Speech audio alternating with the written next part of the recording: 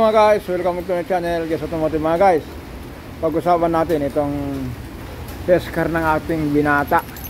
Kasi po, kung natandaan nyo po, ang may-ari po nito po, taga Rancho, ibinenta sa ating binata. Pag-usapan natin to kasi ito mga guys, test car niya, at pag-usapan natin to kasi po yun, barya po yun, makalampag. Pero kung pasin nyo nga guys, ang tinakbo niya nito 152,370.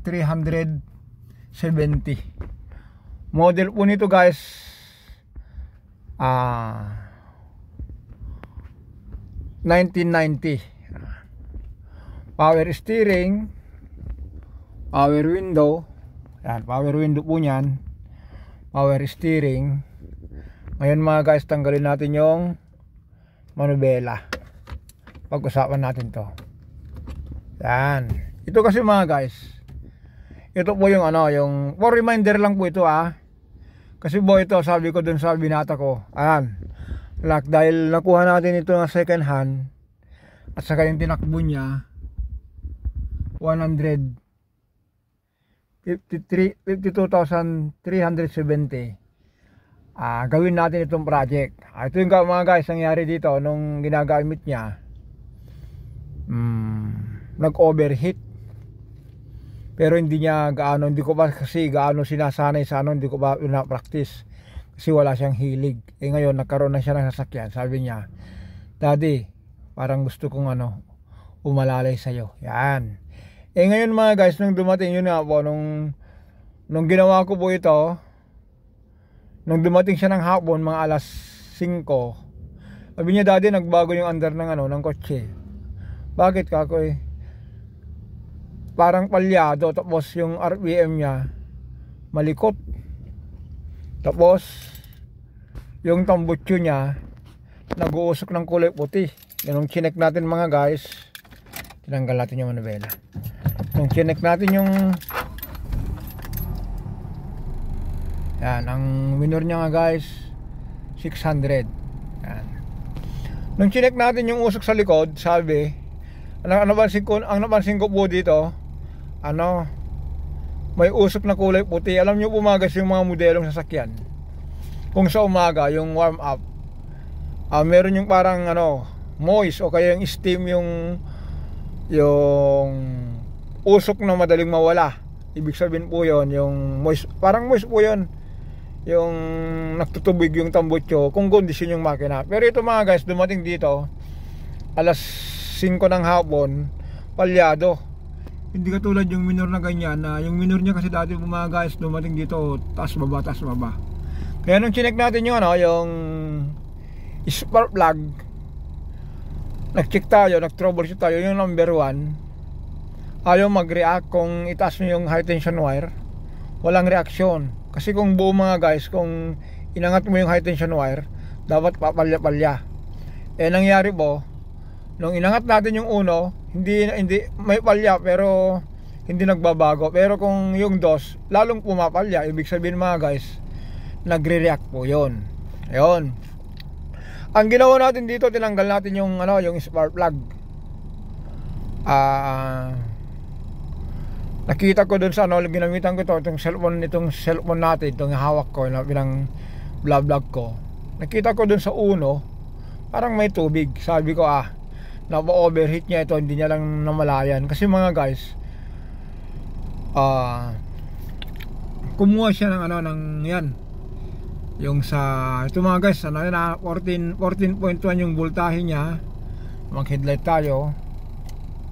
Yan, nagiging 13.7, 13.9. Mag-aircon tayo.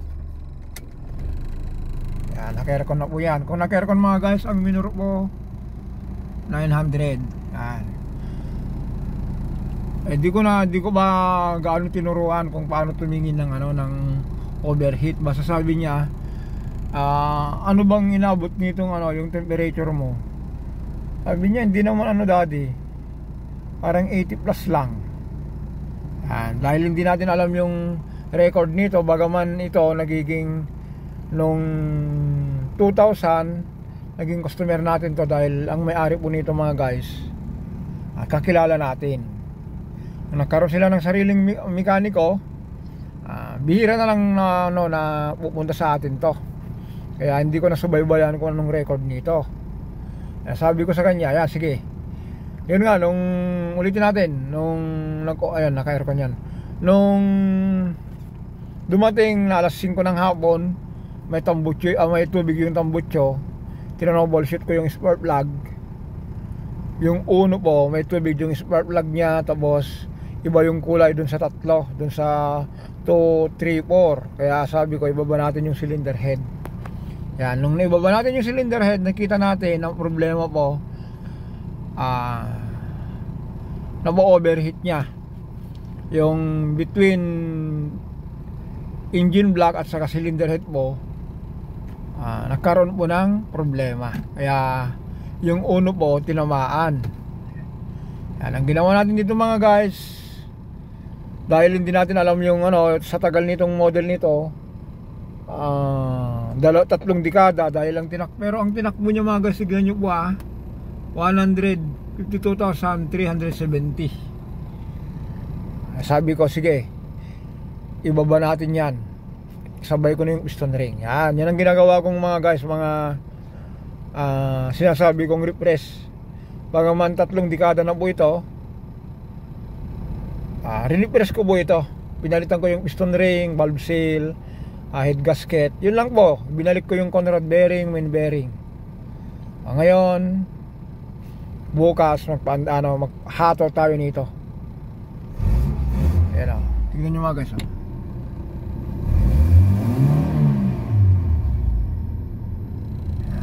Naka-aircon po niyan ha. Patayin natin yung aircon. Yung headlight. Ayan.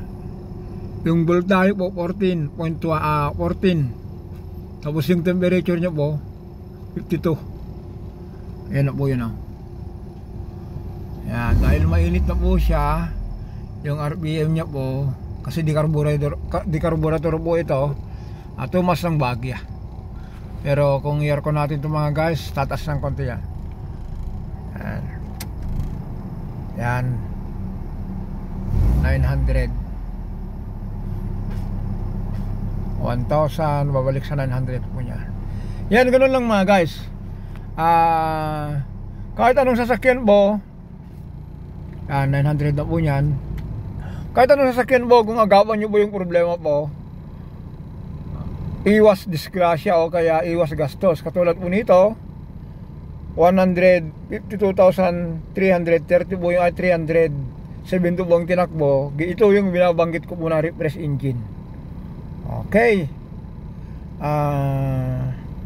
Tapos dahil yung tinakbo niya po, kung tutuusin dun sa edad nito, bata pa, hindi siya laspag, meron pa siyang ibubuga. Kasi po ang tinakbo niya mga guys, 152,370. Yan, tapos yun, ito ang ginawa natin dito. Ginawa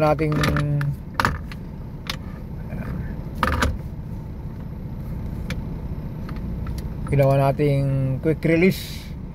Sabi ko nga dito mga guys, project car natin to. Okay mga guys, ang temperature niya ngayon 54. Ayan, intact po lahat yan, gumagana. Yan, pailawin natin yan tanggalin natin yung yung ilaw natin pailawan natin yung dashboard. Ayan, di ba umiilaw lahat, working lahat, yung temperature, RPM, ganun din po yung fuel. Yan po yung ginawa niya. Yan yung binili niya dati, bilang ko ng ganyan. Okay, ganun lang mga guys, ulitin natin. Kung meron kayong sasakyan po na wag yung pabayaan, alagaan nyo po yan. Katulad po nito, yung may-ari po nito, inalagaan niya.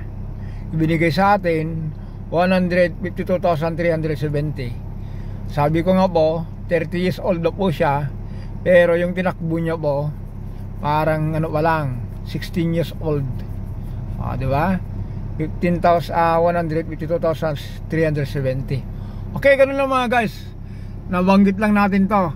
For reminder lang po, alagaan nyo yung sasakyan nyo po para kahit mag-edad 30, kung tignan nyo naman yung tindig nya, parang ano pa rin siya, teenager. Okay, hanggang dito na lang po tayo. Don't forget po to subscribe, like and share. Maraming salamat.